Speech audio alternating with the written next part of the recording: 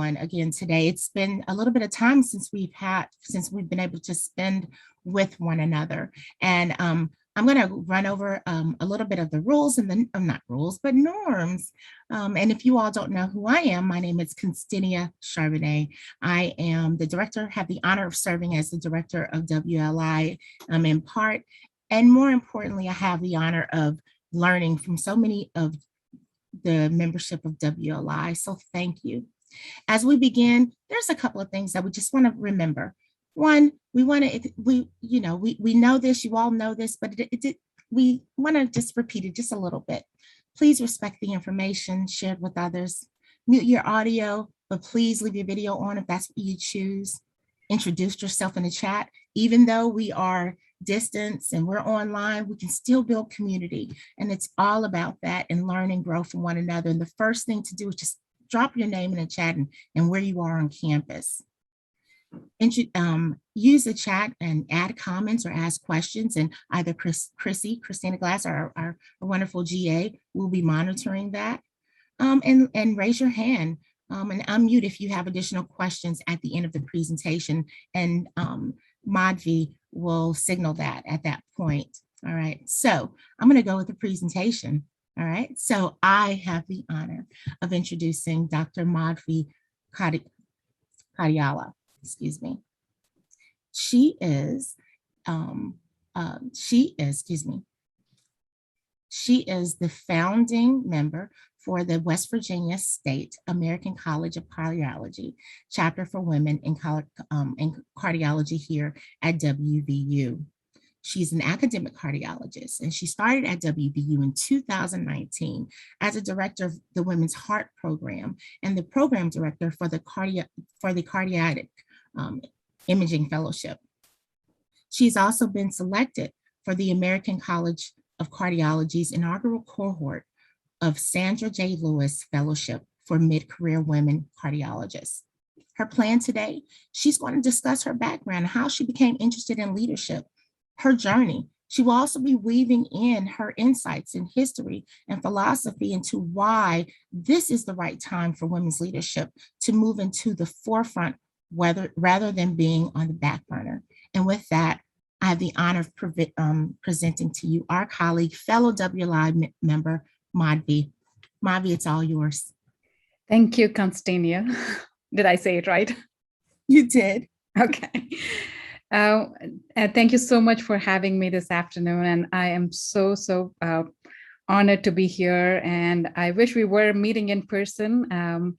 I joined West Virginia University in 2019. A few months later, COVID happened. And unfortunately, we haven't been able to meet in person, but I would love for us to meet again in person, or meet in person for me the first time. So today I wanted to go over a few different things. I'm kind of weaving in different aspects of what I've learned over my journey in life, in philosophy, and also weaving in some aspects of my medical insights that might be applicable for everyone.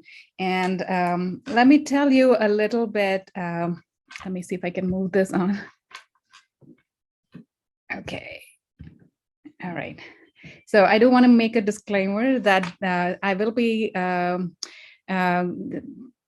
putting in a lot of my own opinions, and some of these theories as currently in evolution, I might not really fully have an answer, and I would love to hear your insights on some of my thoughts as well. So about me, I was born in India. I was a little bit of an early bloomer. I started medical school very early. I was only 16. And really didn't have too much of a worldly knowledge at the time. And I was a pretty good student when graduated as the best outgoing student in medicine and surgery. And then I moved to the United States in the year 2000 and to New York. And I started my medical residency in 2001.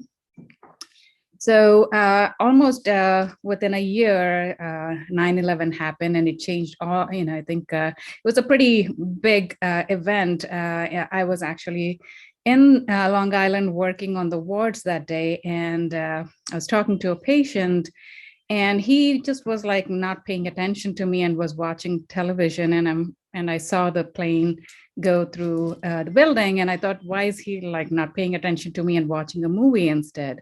And then I saw a lot of commotion outside and went out, and I actually saw the towers come down. And although we were quite further away from the city, it was having been there during that time, it just really affected me quite deeply. At that time, I didn't realize that, but in retrospect, I realized that it did actually make a significant impact in my own worldview and how I understand things. And as you can imagine, I was a new immigrant to New York at the time, and for several months, I was trying to understand what would provoke such horrendous attacks on just random people. I think I became equally interested in human behavior and other cultures, and what would inspire someone to just destroy. I think I became a little bit of an obsession for a while. That in the background, I continued to do well in my studies, and then I moved to Pittsburgh in 2004 to pursue general cardiology training. And that was the first time in my life I was living alone. I had come to the United States after getting married to an American citizen, and I never was alone until that point. And I had a little young infant as I started training. The fellowship is quite demanding. You may be familiar or might not be, but in general, cardiology is one of the demanding medical subspecialties. And being alone and having a infant, that was also the first time I faced some degree of workplace sexism. And it was a little bit of a shock, and took me a while to even talk about it, and I didn't really speak about it until I was ready to graduate, when there was nothing much to lose. So I think a lot of us do face hurdles, but this was my experience. Then I went back to Long Island, which is where I had been initially moved to. So for the next 12 years, I was building a career in cardiac imaging, which is my subspecialty. And we were living in the suburbs, having a domestic life, building a home, the usual chaos of, settling down in a domestic life. I was also fortunate that I was traveling and got to lecture around the world about imaging, and continue to build my database about people and cultures and countries. However, there were personal challenges. I think in 2012, Hurricane Sandy had happened, and we had a personal, pretty dramatic effect where a tree crashed into our house. You can see it in the background, and it split the house in two parts. And as a family, we were trying to recoup and get this together. However, it was a quite challenging situation, and I had become aware. I think I was becoming increasingly aware of the imbalances in my own personal relationship in my family, and I was also becoming aware of the gender imbalances in both my personal life and outside. And I was increasingly recognizing a disproportionate need in the men in my immediate circle to maintain authority, even though they might not have had enough knowledge or understanding of a particular subject. Even where I was better informed, there was this need for men to feel more in charge and explain to me. And I think we all understand the effects of mansplaining. So, but I was, it was becoming more aware of it, and it was no longer becoming okay for me. I also was in Long Island in a circle of people who were extremely competitive with almost like insane work schedules, and really I was recognizing a disregard to long-term effects, and it was very, very geared towards materialism, and which to some extent I can understand, but it was just getting out of proportion. And I was also noticing a trend or a pattern in my own patients, particularly in my women patients, who were having chest pains and symptoms, and also I would hear more about their emotional stories and their background stories that they felt comfortable sharing with me. And I was recognizing their trends and how the emotional life of these people was affecting their own symptoms, and oftentimes causing them to come for repeated hospital admissions or medical evaluation. So I started really questioning the unacknowledged role of emotional issues in heart disease. It's around the same time I think people also were bringing it up. And in about 2015, there was a movement within the general cardiology community that we should pay attention to women's heart separately, and there may be other factors, gender differences, that need to be paid specific attention to. So I was able to, with the help of my chair in my previous hospital, I was able to start a women's heart program to understand things better. So, and also at the same time, I had I went through a divorce. I kind of went into a phase for a while of my own. I call it my eat, pray, and love. I think it's still ongoing. I think it was every chance I had, I was attending a ton of meditation workshops, doing yoga, climbing mountains, reading a lot of psychology, philosophy, and just generally understanding history, and a little bit of dating. And really, both from my personal life and from what I was looking at professional line, I really saw a difference in how men and women were perceiving things. The upside to dating at a later age was, I think I have a much deeper understanding of gender dynamics and how it relates to even my professional life. A lot of personal stories were shared, which kind of gave me a very good understanding. And I could recognize how much pressure men are under to appear in a certain way. Also very rampant mansplaining. And I was wondering, is there a more fundamental cause for this conditioning? And with that, I'll just put that in the background. And I wanted to tell you a little bit about a small trip, a short trip I took in 2019, actually, before I moved here. I went back home and I went to my birthplace, which is not the place I come from. My father was in Indian Air Force, and he was posted in this little state in the northeast of India, which is very sparsely populated. It's called Meghalaya. And it actually means the land of clouds. And it's very similar to Appalachia and West Virginia. I've realized that after I came here, that this place is very beautiful, very, it's all forest and but very sparsely populated. One thing that was interesting was in this area, the tribe, it was mostly inhabited by the tribal people that are not that are not usually there outside this area. And they follow a matrilineal culture. So it's the woman that holds power in this society. And the property goes to the youngest daughter, and not the oldest one, the youngest daughter, because she is the one who might live the longest. The family name and home traditions are carried by the youngest daughter. It was an interesting thing. I think it was probably the first time I've actually seen something that was matrilineal in my life. And even further going around, it was very pristine, beautiful place. Very everything was really easy, and they had these living root bridges.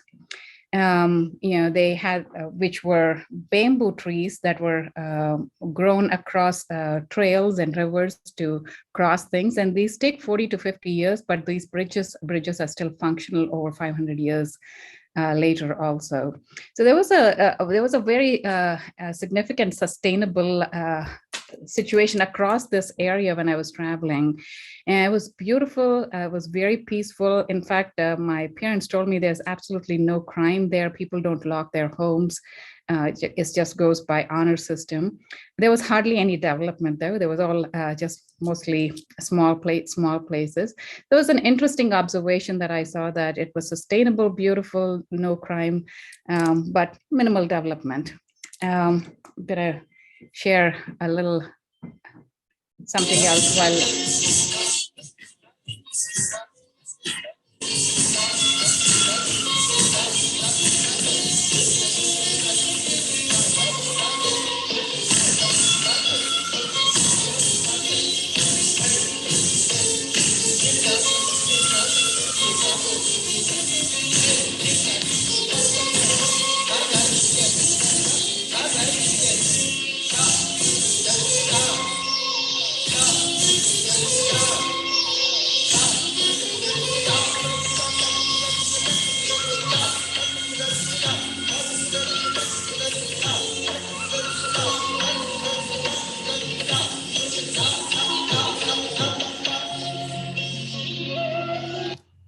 So this is, I'm not sure if people are familiar. This is an ancient dance form from India. It's called Bharatanatyam. It's a small piece of a performance that I wanted to share with you. It's a very old dance form and usually performed in the temples. Of course, now in the modern day, it's more performed in performing arts theaters, but in the olden days, it was performed in the temples. Oh, sorry. So the reason I bring it is these ancient temple dancers in the olden days, they were called Devdasis. They were once revered and honored we're talking about like 2000 years ago, the Devdasis. Now they're kind of outcast, that community of Devdasis. The one that I'm showing you is not those older culture or older community of Devdasis. But the reason I bring it up is this: these women at one point were a very respected cult of empowered women who dedicated their lives to arts, basically dancing and music in the ancient Indian system. They are the originators of the classical dance forms, and they lived independently under the protection of royalty and temples. They were not married. They did have children, obviously at those times. I don't think there was contraception, and they're raised within the community, and these families were dedicated to arts and crafts, and primarily maintained by the temples and the royalty. The stories are actually mentioned in very ancient poems from 5th century. It's called Silapadikam.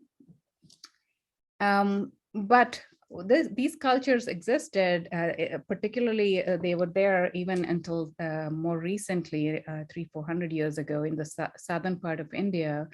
But they were considered taboo and became, women of disrepute. And the culture in its original form currently is now almost nearly extinct. These women, they don't even identify anymore if they came from that tradition. And this was really an influence of British colonization and the medieval European traditions within India. But I think anyone who's familiar with the cultures and how they get replaced, that, as the European cultures spread to, whether it was to Hawaii or South America, the original cultures, or even North America for that matter, became over time extinct or very pushed to the side. Similar thing happened to these Devdasis. And I bring them up as they'll tie into like how empowered women became kind of side characters over time. I mean, these dance forms still exist and they're now revamped and performed by everybody, but in the olden days, it was a particular group of women. And so I was attending this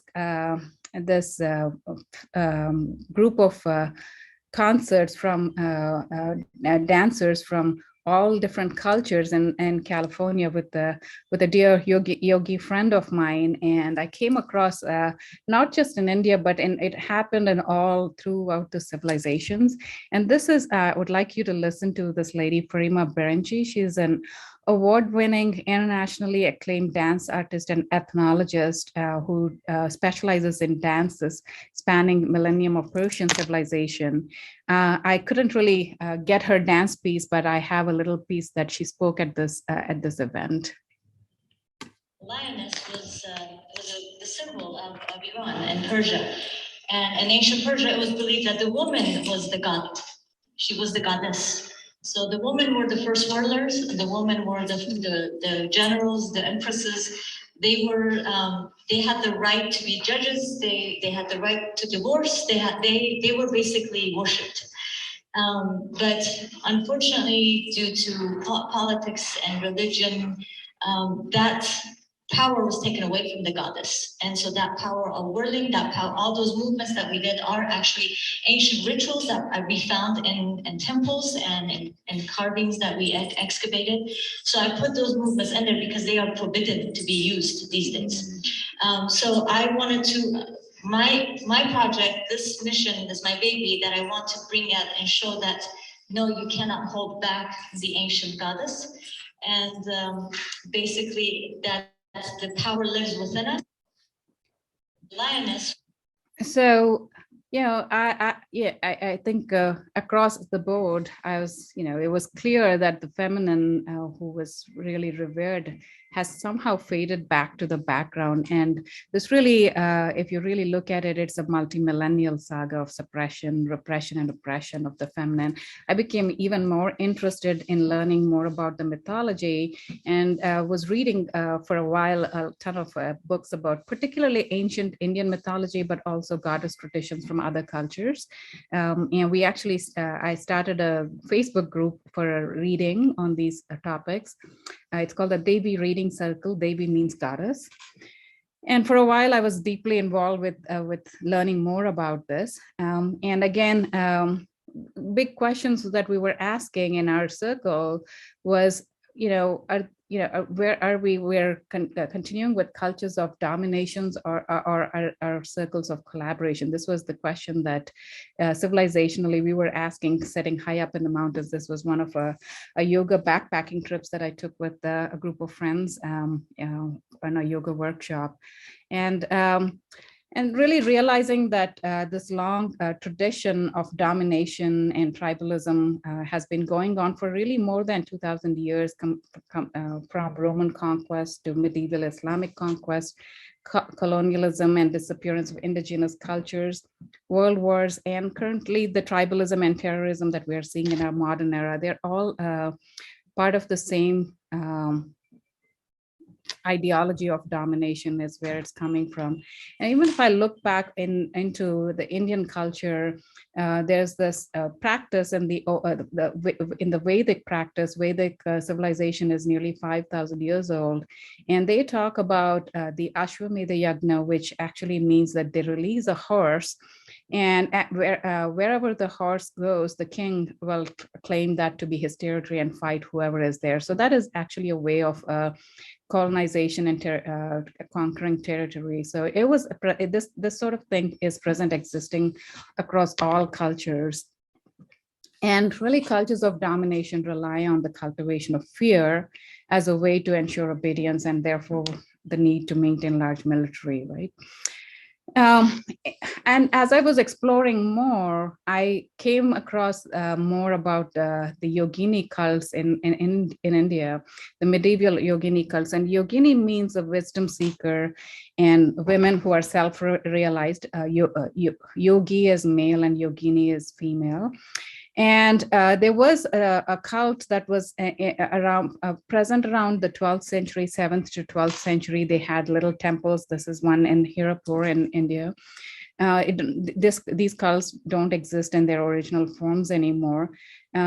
And the success of these of these yogini cults, where they're able to build these kind of structures, actually contributed to their disappearance, since it represented a threat to the power of the Pandits and the Brahmins that were there, who held the power in those days. The knowledge that was imparted by these women taught each person to find their own strength and to be independent, with no need to turn to advisors or ceremonial rituals to cancel the evil ejects of celestial prediction.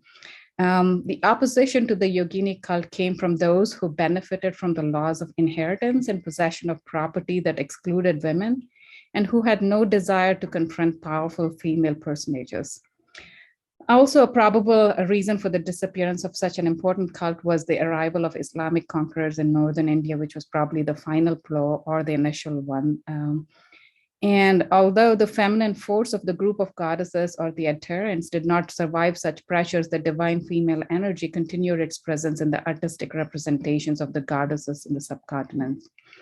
In India, still there is active veneration of the divine in the feminine form in a large scale compared to most other cultures, where the divine in the female form is only accepted as a mother, but not in other forms. So, with that background, with the feminine being suppressed to the background, and the unbridled competition, aggression, and conquest that we now accept as normal in human nature, I think has given the extreme capability for destruction. 2019 was also a year when I visited Auschwitz, and that was another time where it really strikes you how extreme our human need for competition and conquest can go, and really was gut-wrenching to be there. But a reminder that we need to watch ourselves. And as you know, the United Nations was a result of all the Second World War. And in order to prevent a war, we have formed another circle of collaboration to prevent a war. So everything is in a state of contraction or expansion. And I see this again in every area, whether it's the body parts like lungs, breathing, inspiration, expiration, heartbeats. And I'll talk a little bit about heart in a little bit. Stock market, matter, and energy. Energy is contracted matter in the cosmos. Human nature and cultures, there's always in a state of contraction or expansion. And really the question really is, which way are we going? Are we expanding or contracting? And so I'll say, let's turn to the heart and see what happens. And I'm going to share a little bit about what I notice in my medical practice. And this is a heart beating. There are two components to each heartbeat. One is the systole, where the heart is squeezing. And this is the left side of the heart, which is the main pump. You see a thick muscle around it. That's the main pump that ejects blood into the rest of your body. It squeezes, and that's the contraction, and we call it systole. And then it relaxes. This is the diastole. When it relaxes, we call it diastole. So the squeezing is a pump function, and diastole is a relaxation function. So in order to pump effectively, it's not just enough if you squeeze, but you have to relax and receive to get the maximum amount of flow so you can eject it. I think you can understand that this is, it's not enough if you work hard, you also need to relax. That's what our heart is telling us. So in fact, a lot of times we'll give medication to slow the heart rate in order to increase the pump function so it receives blood adequately. So that's a metaphor for what happens also. And when we talk about heart failure from a heart cardiology standpoint, oftentimes people think that it's just the heart that is not able to squeeze properly, which is called reduced ejection fraction or systolic heart failure that causes heart failure. But there is another condition called heart failure with preserved ejection fraction, where the squeeze is there, but it doesn't relax, it's just stiff. So contractility is important, but so is relaxation and receptivity. Both, even relaxation takes active work. And And I think oftentimes we don't do that. We don't actively relax. And interestingly, heart failure with preserved ejection fraction is slightly more prevalent in women more than in men. Now, similarly, this is the coronary arteries, the blood, call it the plumbing to the heart muscle. For the longest period, we've been focused only on blockages in this large vessels, but that's 5% of the blood flow to the heart muscle, and the 95% of the blood flow is actually in the smaller vessels. We can't really go and open up, usually when patients come to us with heart problems, we're putting in stents or putting bypasses across these big vessels, but there's this whole bunch of small vessels that can still not function normally and cause symptoms where we don't know what to do with it, so we don't address it. And incidentally, this diffuse disease is also more common in women. And this was recognized by Bernadine Healy, who's one of the leaders in women's heart diseases. And she recognized this and called it Yentl syndrome, meaning Yentl is, if you're familiar, is a Jewish person who was trying to learn the Talmud, and she had to pretend to be a man to get the training in the school. So that's where this name comes from, meaning that unless the coronary artery disease presents in the male pattern, meaning a blockage in a large blood vessel, it is not recognized as heart disease. And women who tend to have more of the small vessel disease now there's much more recognition, used to not get recognized and were not treated as much. And that's where the women's heart programs were making a difference, to recognize that small vessel disease is a contributor. Same thing again, we have two nervous systems, sympathetic nervous system and the parasympathetic nervous system. The sympathetic nervous system is what causes the fight and flight response. And this is when the heart rate goes faster, and the gut and all the other essential non-essential activities become slowed down, like the gut becomes inactive. And when you're calm and you're in the rest and digest mode, the heart slows down. So we know that emotions and stress increases drive a lot of people into this catecholaminergic mode or high sympathetic drive, which causes arrhythmia. And is a common thing that we see in women patients, particularly during certain hormonal stages. So from medical standpoint, it became it's clear that a balance of nervous system, balance and heart functions is important in achieving health. I'm going to read out this poem out loud. Sometimes the heart forgets how to unfold. Give it forests, move your body, find water, breathe, right? Get into the car and just drive. Give it grace to be the soft and wild thing it aches to be again, reopened and alive. And this is something that I think is very important,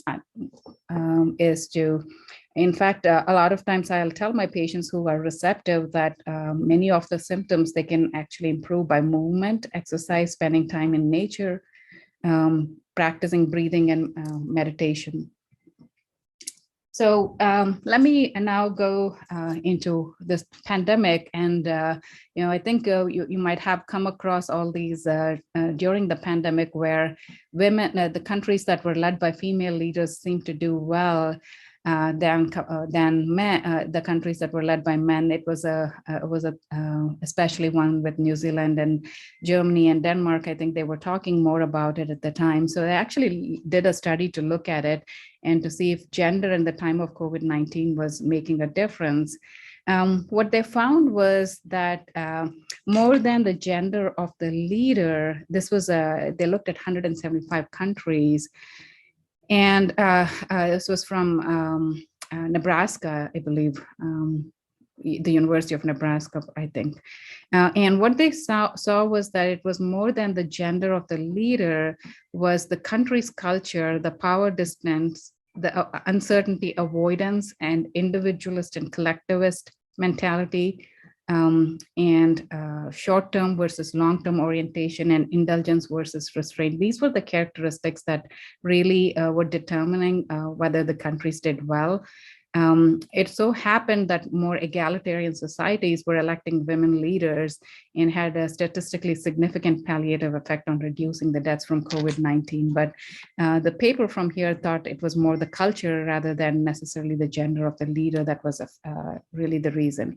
So is there a masculine and feminine wisdom? And I think if you look at management and leadership structures, they always talk about the two different principles: the masculine principle focusing primarily on the profitability, planning the next steps, logic and reason, cognitive intelligence, competition, power of hierarchy and position, shareholder value, control, and defending interests of the parts. Whereas the feminine principle is more involved with the sustainability long-term, sensing what is emerging now, intuition, emotional intelligence, collaboration, power of social networks and connection, stakeholder engagement, inspiration, and defending the interests of the whole. So is one better than the other? And I think this is an interesting paper that they looked at the androgynous leadership as a necessity in COVID-19. And I really found this paper to be very interesting was that leadership has long been conflated with masculine attributes such as being decisive, aggressive, forceful, dominant, and risk-taking. And the pressures that constrict leadership to masculine traits are tremendous given the penalties that both men and women incur when acting beyond the socially desired traits based on their gender. A more subtle dynamic in the discourse is that leaders who do display feminine traits may be seen to lack leadership gravitas. These leaders may not be called feminine, they may be instead be labeled as weak willed, and I think many of us would identify with that. As the over-reliance of the masculine traits, contingency theory, and the situational model of leadership explains the current propensity to rely on masculine task force behaviors. And both frameworks these are papers from 78 and 69, suggest that autocratic leadership is effective when the task is urgent, of highest priority and high. Particularly in the case of COVID-19, it's an existential crisis, high value time, and autocratic leadership is effective. However, we've seen that over-reliance on masculine behaviors was not sufficient to lead the crisis, and especially during COVID-19. And there's a dismissal of feminine traits, but over the years, there has been a movement to call for androgynous leadership. And the authors in this paper propose that now is a critical time for leaders to take up that style, drawing from the full portfolio of behaviors available to them, whether masculine or feminine. So in this paper, they talked about the two leaders who practiced androgynous leadership, Cuomo and Jacinda Ardern, where they showed significant decrease in new COVID-19 cases, and the two leaders who limited themselves to masculine behavior continued to see increase in COVID-19 cases. And here they talk about Jacinda Ardern, the Prime Minister of New Zealand, who explained her decisive closure of the country's borders. At no time in New Zealand's history has a power like this been used, and I recognize how extraordinary it is. We need to do this for the health of the country and our people. She showed the strategic intent of her masculine action while linking it back to the gender congruent traits of compassion and understanding. On the contrary, Brazil's president, Bolsonaro, had one of the most cavalier reactions to COVID-19, despite having high number of deaths. He opened up the country to businesses and beaches, and it has a very high COVID-19 rate, and so was in India too, the same issues. They opened up with religious activities very early. So scholars have long been calling for people to use an androgynous style of leadership, citing the beneficial outcomes of better decision-making, higher creativity, increased intergroup cooperation, and more innovative work cultures. On a personal level, the ability to draw from both masculine and feminine traits is associated with mental and social well-being, as well as higher self-esteem, relationship satisfaction, better physical health, and lower loneliness. So why is everyone not practicing androgynous leadership? It takes time, energy, discipline, and self-awareness to intentionally disrupt habitual behaviors.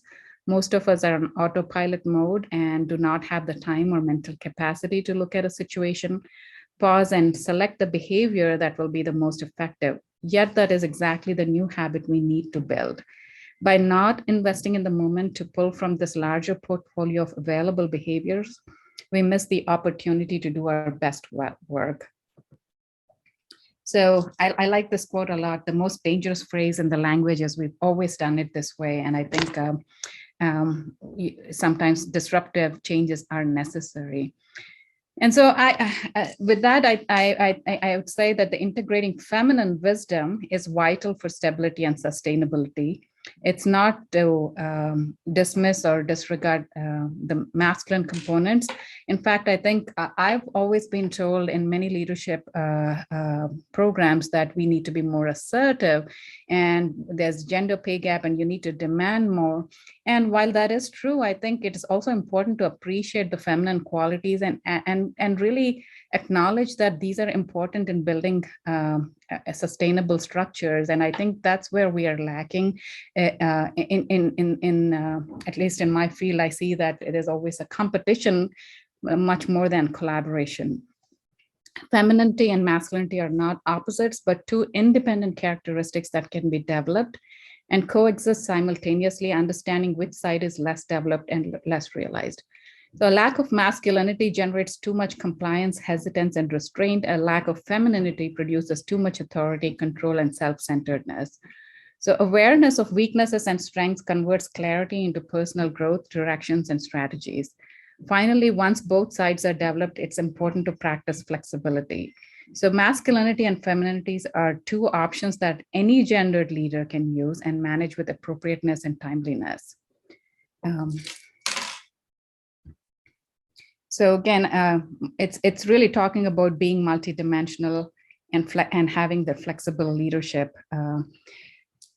There's an emphasis in this paper also about developing a diverse team, leaders acting on the masculine attributes of independence, dominance, and forcefulness lead from the belief that they alone can fix it and that asking for help is a sign of weak leadership. Androgynous leaders recognize that they cannot be successful alone. They need to share the stage with a diverse tempered team.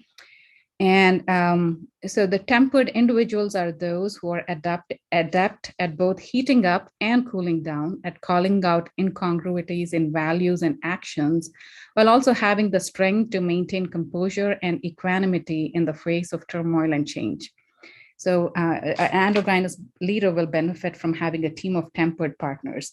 In all structures, business, work, life is all part, there's always creation and destruction. And there's always confrontation and collaboration. So you need different team members, the entrepreneur who is at the juncture of creation and confrontation, the lover, creation and collaboration, the missionary who is a collaborative but also destroys some aspects, and the disruptor. So all are equally important to the team. And this is, I think, a summary of what we discussed so far is all failure is failure to adapt, and all success is successful adaptation. So in summary, developing androgynous leadership skills requires us to understand and work on ourselves, being multidimensional and flexible, using the needed skill for the situation, embracing uncertainty. It is okay to not know what tomorrow holds. Experimenting, it's okay to try new things, even if you aren't totally sold, being able to change your perspective, being adaptable to be able to work within a changing environment and meet others where they are at, to be the most successful during trying times, and to not fear failure. Failure does happen.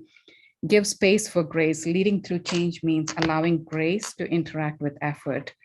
I think these are the lessons from the pandemic that I personally took and from my own learnings. So this is a last slide. I like this a lot.